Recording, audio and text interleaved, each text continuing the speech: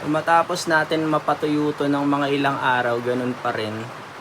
And meron pa rin siyang parang smudge or yung natuyong tubig dun sa loob ng lens. So ni-research ko, madali lang naman pala tanggalin yan.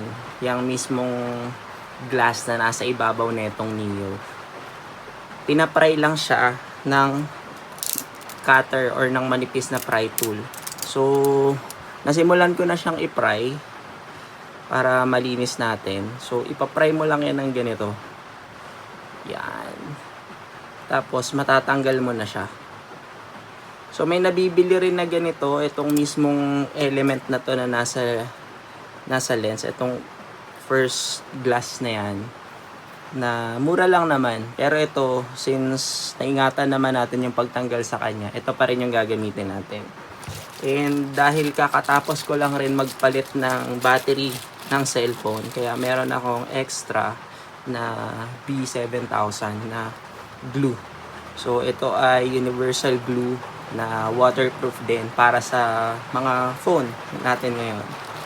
So ipapry ko na siguro ng tuloy-tuloy itong lens or itong glass na to para malinis ko na siya, tapos tsaka ko ikakabit ulit. Ang kapal pa pala to. Talagang yung blade pa rin yung pinakamanipis natin na pantanggal sa kanya. So ayan, tsaka natin ilagay ito para hindi talaga natin ma-damage. Tada. So ganyan yung itsura ng lens. Yung pinaka lens okay naman siya, tapos ito lang yung lilinisin natin. Ayan, yung nakikita nyo.